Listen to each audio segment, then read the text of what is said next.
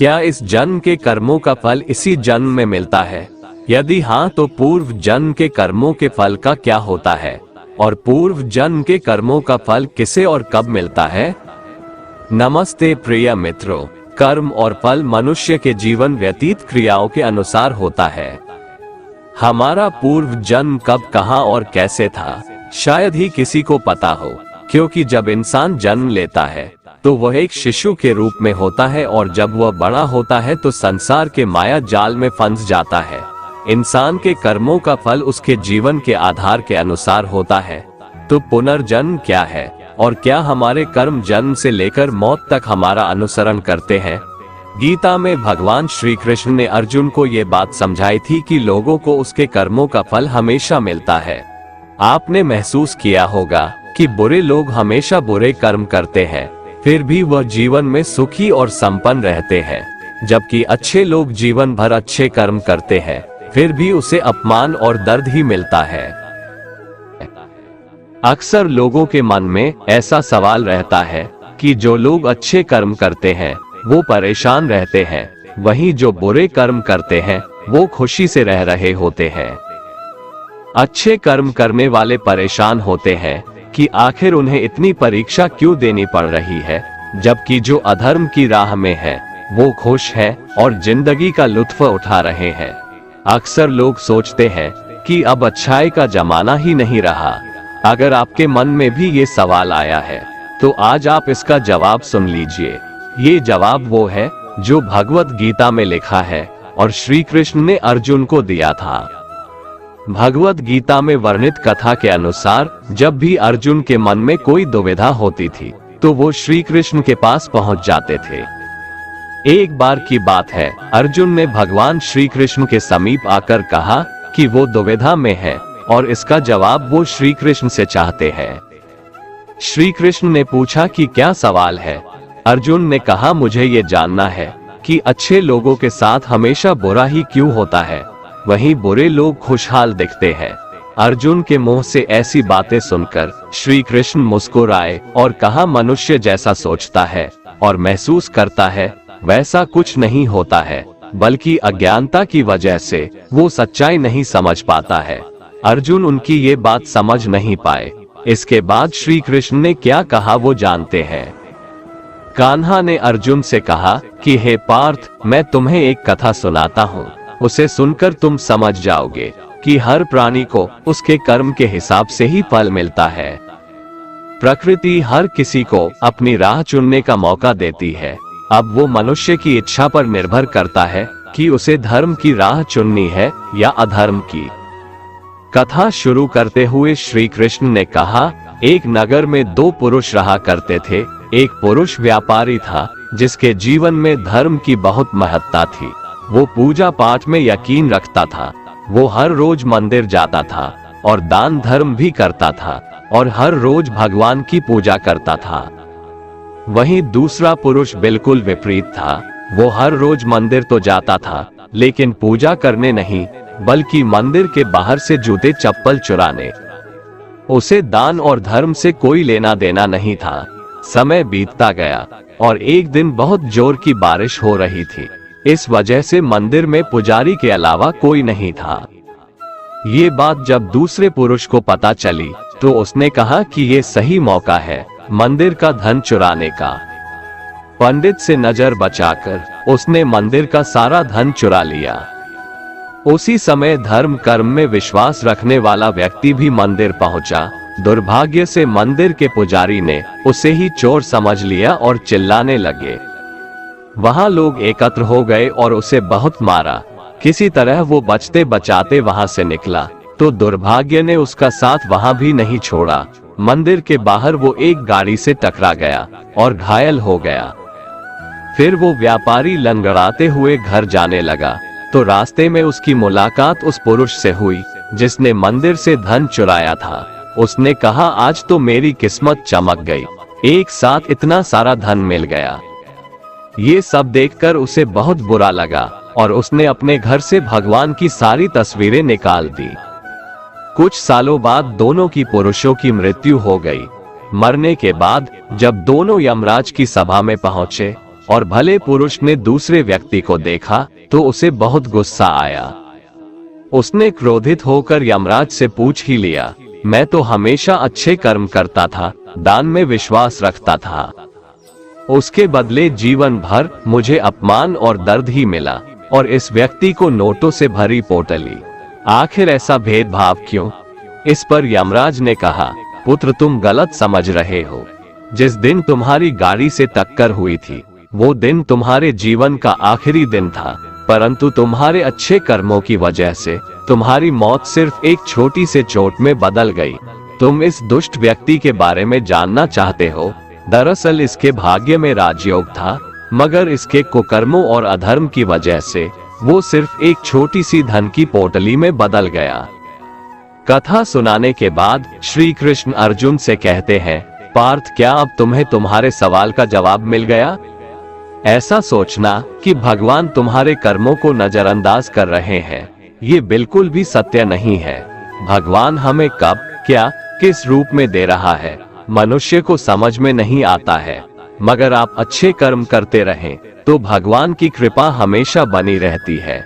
इसलिए अपने अच्छे कर्मों को बदलना नहीं चाहिए, क्योंकि उसका फल हमें इसी जीवन में मिलता है। इसलिए मनुष्य का फर्ज है कि वो हमेशा अच्छे कर्म करते रहे, क्योंकि श्री कृष्ण ने गीता में भी बताया है कि किसी के द्वारा किया गया कर्म बेकार नहीं जाता है, चाहे वो अच्छा हो या बुरा। दोस्तों, हम जैसा कर्म करते हैं वैसा ही हमें फल मिलता है। अगर हमने अच्छे कर्म किए होते हैं तो उसका हमें अच्छा फल मिलता है, और बुरे कर्म किए होते हैं तो हमें उसका फल बुरा मिलता है। अगर हमारे साथ कुछ बुरा होता था तो पहले लोग ऐसा बोलते थे कि जरूर उसने पिछले जन्म में कुछ बुरा किया होगा, इसलिए इसके साथ ऐसा इस जन्म में हुआ। लेकिन अगर हम बात आज के जमाने की करें तो हमें अपने कर्म का हिसाब भी इसी जमाने में चुकाना पड़ता है। पहले भगवान नोट और कलम लेकर सभी के कर्म का हिसाब करते थे, इसलिए पिछले जन्म का हिसाब इस जन्म में होता था। लेकिन आज तो इंटरनेट का जमाना है, इसलिए भगवान भी लैपटॉप लेकर बैठते हैं और सभी के कर्म का हिसाब इसी जन्म में होता है। ये कहानी भी कर्म के बारे में ही है। हमारा जैसा कर्म होता है वैसा ही फल हमें मिलता है। एक छोटे से गांव में एक लड़का रहता था। वो लड़का बहुत ज्यादा गरीब परिवार से था। वो अपनी स्कूल की पढ़ाई करता था और स्कूल के बाद लोगों के घर घर जाकर सामान बेचने का काम करता था। इस तरह घर घर जाकर सामान बेचकर उसे जो भी पैसे मिलते थे उसी में से वो अपनी स्कूल की फीस भरता था। वो लड़का हर रोज की तरह एक दिन स्कूल के बाद दोपहर को सामान बेचने के लिए निकला था। उसे बहुत जोर की भूख लगी थी। उसने ये तय किया कि मैं अब जिस भी घर पे जाऊंगा और सामान बेचूंगा उस घर से पैसे नहीं खाना मांग लूंगा। वो एक घर के पास जाता है और बाहर से दरवाजा खटखटाता है। उस घर में से एक लड़की बाहर निकलती है और वो दरवाजा खोलती है। उस लड़के ने उससे पानी मांग लिया। लड़की ने देखा कि ये लड़का बहुत थका सा है। वो लड़की अंदर जाती है और सोचती है कि ये लड़का बेचारा न जाने कब से इधर उधर सामान बेचता होगा, शायद उसे भूख लगी होगी। लड़की ये सब सोच रही थी और वो उसके लिए पानी की जगह पर दूध का गिलास लेकर उसे देती है। लड़का बहुत भूखा था, इसलिए वो दूध पी लेता है और बहुत खुश हो जाता है। उसे लगता है कि इस दुनिया में अभी भी इंसानियत जिंदा है। लड़का भगवान का धन्यवाद करता है। वो अब लड़की से पूछता है कि आपको मैं कितने पैसे दूं इस दूध के? लड़की ने कहा, मुझे आपसे कोई पैसे नहीं लेने हैं। मेरी माँ मुझे हमेशा ऐसा कहती है कि हमें दूसरों की मदद करनी चाहिए। लड़के ने कहा, आपको कुछ लेना है इस सामान में से? लड़की ने कहा कि आप कुछ मत दीजिए, मुझे कुछ नहीं लेना है। लड़के ने जाते हुए कहा कि मैं आपका दिल से धन्यवाद करना चाहता हूँ क्योंकि आपने मेरी मदद की। इतना बोलते हुए वो लड़का वहां से चला जाता है। कुछ समय के बाद इस लड़के ने अपनी स्कूल और कॉलेज की पढ़ाई पूरी कर ली और वो एक अच्छा डॉक्टर बन गया। ये लड़का अब एक शहर में अच्छे हॉस्पिटल में डॉक्टर था। इधर इस लड़की के घर वालों की आर्थिक परिस्थिति दिन व दिन बिगड़ रही थी। एक दिन ऐसा आया कि ये लड़की बहुत बीमार हो गई। लड़की को उसके घर वाले उसी हॉस्पिटल में ले जाते हैं जिस हॉस्पिटल में ये लड़का डॉक्टर था। उस लड़के के पास ये लड़की का केस आता है। लड़का लड़की का एड्रेस देखता है तो उसे पता चलता है कि ये तो वहीं का एड्रेस है जहां पर मैं अपने स्कूल के समय सामान बेचने जाता था। लड़के को अब उस लड़की को देखकर याद आ जाता है कि ये तो वही लड़की है जिसने मुझे मदद की थी। जब मैं भूखा था तब उसने मुझे दूध पीने के लिए दिया था। लड़का उस लड़की का इलाज अच्छे से करता है और अपनी टीम को भी इसके इलाज में कोई कमी नहीं रहनी चाहिए ऐसा बोलता है। वो लड़की ठीक हो जाती है। अब बारी थी लड़की की हॉस्पिटल का बिल देने की। वो मन ही मन बोल रही थी कि पता नहीं कितना बिल होगा। वो बहुत चिंतित थी क्योंकि उसके घर वालों की आर्थिक परिस्थिति इतनी अच्छी नहीं थी कि वो लोग ये इलाज का बिल दे पाए। लड़की ने जैसे ही बिल का लिफाफा हाथ में लिया वैसे ही उसने देखा कि उसमें उसका जो भी इलाज हुआ था वो सब लिखा था और साथ में एक छोटी सी पर्ची भी थी। उस पर्ची में लिखा था कि आपने इलाज का बिल बहुत सालों पहले एक गिलास दूध से पे कर दिया है। डॉक्टर तभी वहां पर पहुंच जाते हैं और ये लड़की उनको पहचान लेती है और उनसे कहती है कि आपका बहुत बहुत शुक्रिया। दोस्तों, अगर आप कुछ अच्छा करते हैं तो अच्छाई आपके पास घूमकर जरूर आएगी। हमें अक्सर हमारे कर्म के हिसाब से ही फल मिलते हैं। जैसा हमारा कर्म होता है वैसा ही हमें कर्म का फल मिलता है। श्रीमद् भगवद गीता में योगीराज श्री कृष्ण महाराज ने संदेश दिया है कि अवश्यमेव भोक्तव्यम कर्म कृतम शुभाशुभम, अर्थात व्यक्ति को अपने किए हुए शुभ और अशुभ सभी कर्मों का फल अवश्य ही भोगना पड़ता है। मनुष्य अपने जीवन में जैसे जैसे कर्म करता जाता है वैसे वैसे ही उसके जीवन का निर्माण होता जाता है, परंतु परमात्मा ने मनुष्य को केवल कर्म करने की स्वतंत्रता दी है। कर्म फल की व्यवस्था परमात्मा के अधीन है। आपका जैसा कर्म होगा वैसा ही आपको फल मिलेगा, यह निश्चित है, क्योंकि परमात्मा न्यायकारी है।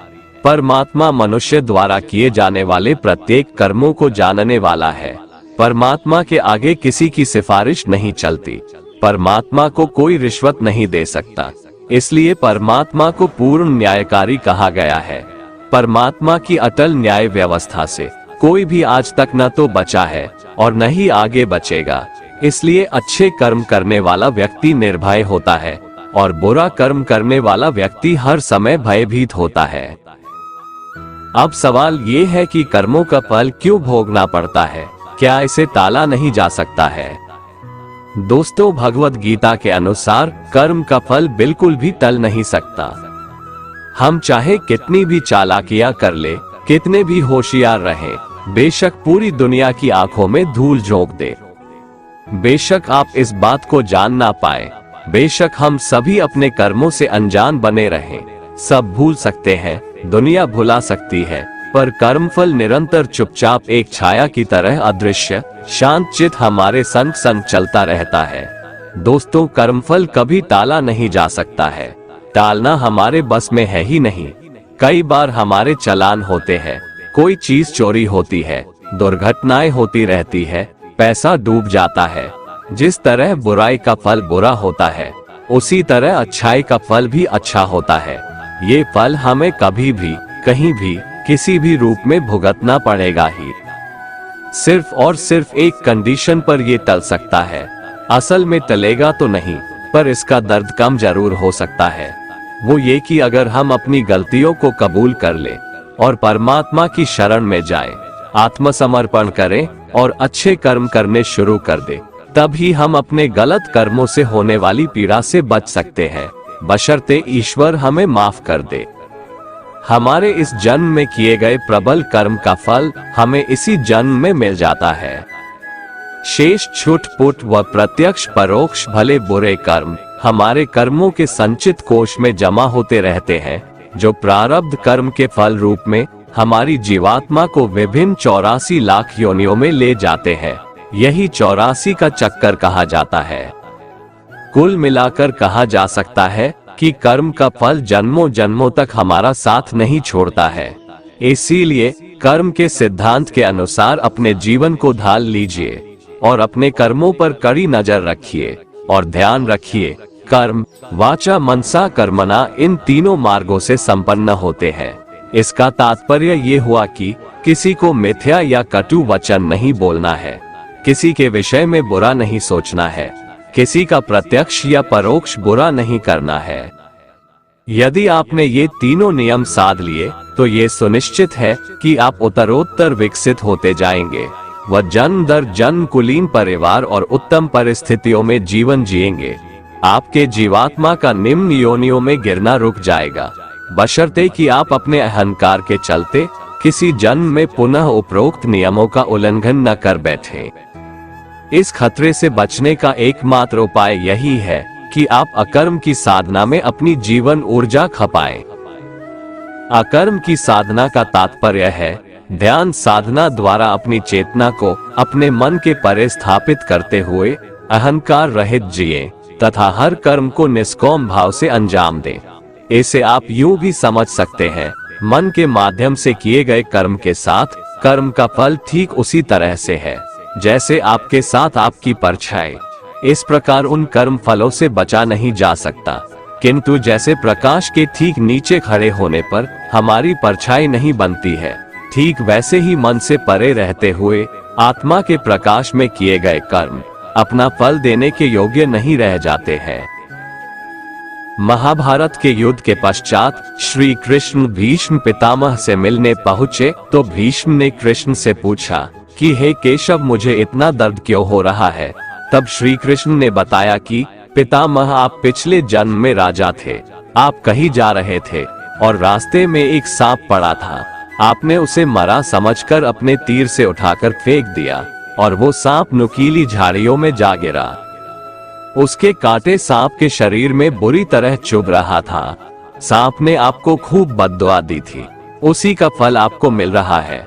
जो कांटों का दर्द उसे हो रहा था, वही दर्द आपको तीरों की सैया के नुकीले बाण से हो रहा है।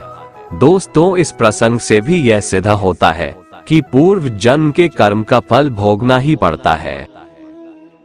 दोस्तों, अब सवाल ये उठता है कि क्या इन कर्मों से छुटकारा पाने का भी कुछ उपाय है क्या? इसके लिए भगवान श्री कृष्ण ने गीता के 4 अध्याय में जो बताया है उसे सुनते हैं। श्री भगवान कहते हैं कि जो मनुष्य कर्म तो करता है लेकिन उस कर्म में अकर्म को देखता है, अर्थात ये नहीं सोचता है कि मैं ही करता हूँ, वह खुद को एक माध्यम समझता है, वह फल की इच्छा नहीं रखता, वह जानता है कि संपूर्ण कर्म परमात्मा द्वारा हो रहा है, ऐसे मनुष्य को कर्म नहीं बांधता है। जो पुरुष समस्त कर्मों में और उनके फल में आसक्ति का सर्वथा त्याग करके संसार के आश्रय से रहित हो गया है और परमात्मा में नित्य तृप्त है, उसके लिए भगवान की भक्ति के अलावा और कोई कर्म नहीं रह जाता है। अर्थात वह कर्म करते हुए भी वास्तव में कुछ भी नहीं करता। जिसने अपने मन और इंद्रियों को जीत लिया है और जिसने समस्त भोगों की सामग्री का परित्याग कर दिया है, ऐसा आशा रहित पुरुष केवल शरीर संबंधी कर्म करता हुआ भी पापों को नहीं प्राप्त होता है। जिसको बिना मांगे जो मिले उसी में संतुष्ट रहता है, जो न किसी से ईर्ष्या करता है और न द्वेष, जो सुख दुख को एक समान भाव से देखता है, ऐसा मनुष्य कर्म योगी कहलाता है। जिसकी आसक्ति सर्वथा नष्ट हो गई है, जो अपने देह पर अभिमान नहीं करता और जो ममता से रहित हो गया है, जिसका चित्त निरंतर परमात्मा के ज्ञान में स्थित रहता है, वैसा कर्मयोगी अपना कर्म यज्ञ की तरह करता है और मोक्ष को प्राप्त होता है। जो अपना सब कुछ परमात्मा को अर्पित कर देता है, जिसके लिए परमात्मा ही सब कुछ है, जो अपने हर कर्म में परमात्मा को देखता है और हर कर्म परमात्मा के लिए करता है, वैसा कर्मयोगी मोक्ष का अधिकारी होता है। गीता में भगवान श्री कृष्ण कहते हैं कि मनुष्य को सदैव अच्छे कर्म करने चाहिए, क्योंकि कर्मों के क्षीण हो जाने पर भाग्य भी नष्ट हो जाता है। जिस मनुष्य का अपने कर्मों पर अटूट विश्वास होता है और जो मनुष्य अपने कर्मों पर सदा अडिग रहता है, वही मनुष्य जीवन में सफल होता है। श्री कृष्ण कहते हैं कि हर व्यक्ति को बिना कुछ सोचे समझे सिर्फ कर्म के मार्ग पर चलते रहना चाहिए। जो मनुष्य कर्म किए बिना सिर्फ फल की चिंता करता है, उसे जीवन में सिर्फ असफलता ही प्राप्त होती है। श्री कृष्ण के अनुसार परिस्थितियां चाहे कितनी भी खराब हो, वो हमेशा एक जैसी नहीं रहती है, वो बदलती जरूर है। इसलिए मनुष्य को बहुत धैर्य और हिम्मत से काम लेना चाहिए। श्री कृष्ण कहते हैं कि ईश्वर कभी भी किसी व्यक्ति के साथ नाइंसाफी नहीं करता, वो उसको केवल वही देता है जिसके वह लायक है। भगवान कहते हैं, कर्म करो लेकिन फल की इच्छा मत रखो। इस संसार में कोई भी मनुष्य किसी भी काल में क्षण मात्र भी बिना कर्म किए नहीं रहता, क्योंकि सारा मनुष्य समुदाय कर्म करने के लिए ही पैदा हुआ है। बिना कर्म किए कोई रह नहीं सकता है। जो मनुष्य समस्त इंद्रियों को वश में करके आसक्ति रहित कर्म करता है, वही श्रेष्ठ है, अर्थात वही कर्मयोगी है। कर्म का मार्ग दिखाते हुए श्री कृष्ण कहते हैं कि कर्म न करने की अपेक्षा कर्म करना ज्यादा श्रेष्ठ है, तथा कर्म न करने से मनुष्य का शरीर निर्वाह भी नहीं सिद्ध होता है। अर्थात मनुष्य को चाहिए कि वह सिर्फ अपने कर्तव्यों का पालन करे, क्योंकि कर्म नहीं करने से मनुष्य का जन्म लेना भी बेकार हो जाता है। भगवान कहते हैं, तू यज्ञ समझकर अपना कर्म कर। जिस प्रकार यज्ञ समाज और प्रजा की भलाई के लिए किया जाता है, उसी तरह तू अपने कर्मों को यज्ञ समझकर, अर्थात अपना कर्तव्य समझकर कर्म कर। जो पुरुष इस परंपरा से नहीं चलता, प्रकृति के नियमों का पालन नहीं करता, अर्थात अपने कर्तव्य का पालन नहीं करता, वो इंद्रियों के द्वारा भोगों को भोगने वाला पापी पुरुष व्यर्थ ही जीता है। परंतु जो मनुष्य आत्मा में ही रमण करने वाला और आत्मा में ही तृप्त तथा आत्मा में ही संतुष्ट हो, उसके लिए कोई कर्तव्य नहीं है। आत्मा का मतलब यहाँ सबसे बड़ा सच है, और जो सत्य को समझता है, सत्य में ही खुश होकर सत्य में ही रहता है, उसके लिए कोई कर्तव्य नहीं है। लेकिन ऐसा कोई लाखों करोड़ों में एक होता है। उस महापुरुष का इस विश्व में न तो कर्म करने से कोई प्रयोजन रहता है, और न कर्मों के न करने से ही कोई प्रयोजन रहता है, तथा संपूर्ण प्राणियों में भी इसका स्वार्थ से कोई संबंध नहीं रहता। कहने का सीधा मतलब है, जिसे परमात्मा मिल चुका है, वो कोई और दूसरा कर्म क्यों करे। श्री कृष्ण कहते हैं, अगर तुमने कोई रिश्ता खोया है या किसी रिश्ते से निराश हो, तो वह रिश्ता मुझसे बना लो, मैं कभी भी तुम्हें छोड़कर नहीं जाऊंगा। इसलिए तू निरंतर आसक्ति से रहित होकर, अर्थात अपनी इच्छा को त्याग कर, सदा कर्तव्य कर्म को भली भांति करता रहे, क्योंकि आसक्ति से रहित होकर कर्म करता हुआ मनुष्य परमात्मा को प्राप्त हो जाता है। बहुत से ऐसे लोग हैं जो कर्म करते हुए ही परम सिद्धि को प्राप्त हुए थे। जनक आदि ज्ञानी जन भी आसक्ति रहित कर्म द्वारा ही परम सिद्धि को प्राप्त हुए थे। इसलिए कर्म करना ही उचित है। श्रीमद् भगवद गीता में श्री कृष्ण कहते हैं कि जीवन में कुछ भी स्थायी नहीं है, इसलिए स्वयं को अधिक तनावग्रस्त न करें। किसी के साथ चलने से ना तो कोई खुशी मिलती है और ना ही लक्ष्य, इसलिए मनुष्य को सदैव अपने कर्मों पर विश्वास करते हुए अकेले चलते रहना चाहिए। श्रेष्ठ पुरुष जो जो आचरण करता है, अन्य पुरुष भी वैसा वैसा ही आचरण करते हैं। वो जो कुछ प्रमाण कर देता है, समस्त मनुष्य समुदाय उन्हीं के पद चिन्हों पर अपने रास्ते चुनता है। इसलिए सज्जन व्यक्तियों को सदैव अच्छा व्यवहार करना चाहिए। कान्हा कहते हैं, मेरा इन तीनों लोकों में न तो कुछ कर्तव्य है और न ही कोई वस्तु प्राप्त करने योग्य है, फिर भी मैं कर्म में ही बरतता हूँ, अर्थात मैं भी कर्म करते हुए अपने कर्तव्य का निर्वाह करता हूँ। श्री भगवान कहते हैं, यदि मैं कर्मों को करने में सावधानी ना बरतूं, तो बड़ा अनर्थ हो जाएगा, क्योंकि मनुष्य सब प्रकार से मेरे ही मार्ग का अनुसरण करते हैं। इसलिए यदि मैं कर्म न करूं, तो ये सब मनुष्य नष्ट भ्रष्ट हो जाएंगे और मैं संकर्ता का करने वाला हो जाऊंगा तथा इस समस्त प्रजा को नष्ट करने वाला बन जाऊंगा।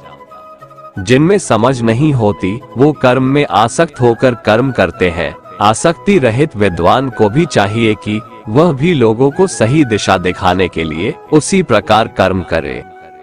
जो ज्ञानी है, जिन्हें ईश्वर की सच्चाई मालूम हो चुकी है, उनकी ये जिम्मेदारी बन चुकी है कि उनके काम करने के तरीके से कहीं किसी और के मन में काम करने के प्रति अश्रद्धा या अपमान ना पैदा हो जाए। इसलिए उन ज्ञानी जनों के लिए ये जरूरी है कि वो ऐसा उदाहरण सामने रखें जिससे हर कोई अपना कर्म, अपना कर्तव्य करने के लिए प्रेरित हो। वास्तव में संपूर्ण कर्म सब प्रकार से प्रकृति के गुणों द्वारा किए जाते हैं, तो भी जिसका अंतःकरण अहंकार से मोहित हो रहा है, ऐसा अज्ञानी मैं करता हूँ ऐसा मानता है। तामसिक गुण वाले व्यक्ति आलस्य या नींद इसी प्रकार के कर्म करते हैं। राजसिक गुण वाले बात बात पर शौर्य या बहादुरी दिखाने का काम करते हैं, लेकिन ज्ञानी मनुष्य जानते हैं उसके गुण ही उससे कर्म करवा रहे हैं, और जो ज्ञानी नहीं होते वो समझते हैं कि सब कुछ वही कर रहे हैं। कर्म में लगे हुए ज्ञानियों को ये जानना चाहिए कि गुण ही उनसे कर्म करवाते हैं, वो खुद कुछ भी नहीं करते। और जो ज्ञानी इस बात को समझ ले तो ये उनकी जिम्मेदारी होती है कि वो अज्ञानियों को समझाए कि कर्म ही उनका धर्म है। श्री कृष्ण कहते हैं कि तुम मुझ अंतर्यामी परमात्मा में अपने सारे कर्मों को अर्पण कर दे। जो कोई मनुष्य दोष दृष्टि से रहित और श्रद्धा युक्त होकर मेरे इस मत का सदा अनुसरण करते हैं, वे भी संपूर्ण कर्मों से छूट जाते हैं। परंतु जो मनुष्य मुझ में दोषारोपण करते हुए मेरे इस मत के अनुसार नहीं चलते हैं, उन मूर्खों को तू संपूर्ण ज्ञानों में मोहित और नष्ट हुआ ही समझ। गीता में श्री कृष्ण कहते हैं, दूसरे के कर्तव्य का पालन करने से भय होता है और स्वधर्म में मरना भी बेहतर होता है। श्री कृष्ण के अनुसार हमें दूसरे का अनुसरण या नकल करने की बजाय स्वधर्म को पहचानना चाहिए। दूसरों का अनुसरण करने से मन में भय उत्पन्न होता है। श्री कृष्ण के अनुसार डर हटाने का एक ही उपाय है, और वो है अपना स्वधर्म पहचानना और उसी में जीना। भगवान कहते हैं, रजोगुण से उत्पन्न होने वाले काम वासना और क्रोध ही मनुष्य से पाप कर्म करवाते हैं। इसलिए काम वासना और क्रोध मनुष्य का सबसे बड़ा शत्रु है। जिस प्रकार धुएं से अग्नि और धूल से दर्पण ढक जाता है तथा जिस प्रकार गर्भाशय से गर्भ ढका रहता है, उसी प्रकार कामनाओं से ज्ञान ढका रहता है। इस प्रकार शुद्ध चेतन स्वरूप जीवात्मा का ज्ञान कामना रूपी नित्य शत्रु द्वारा ढका रहता है, जो कभी भी तुष्ट न होने वाली अग्नि की तरह जलता रहता है। इंद्रियां, मन और बुद्धि कामनाओं के निवास स्थान होते हैं। इनके द्वारा कामनाएं ज्ञान को आच्छादित करके जीवात्मा को मोहग्रस्त कर देती है। इसलिए मनुष्य को चाहिए कि प्रारंभ में ही इंद्रियों को वश में करके और आत्मज्ञान और आत्म साक्षात्कार में बाधा उत्पन्न करने वाली इन महान पापी कामनाओं का ही बलपूर्वक खात्मा कर दे और कर्म योग के द्वारा परमात्मा की भक्ति करके समस्त कर्मों से छुटकारा प्राप्त कर ले। दोस्तों, अगर आपको हमारा ये वीडियो पसंद आया तो कमेंट में जय श्री राधे कृष्ण लिखें, और ऐसे ही प्रेरणादायक वीडियो देखने के लिए हमारे चैनल को सब्सक्राइब कर लें। जय श्री राधे कृष्ण।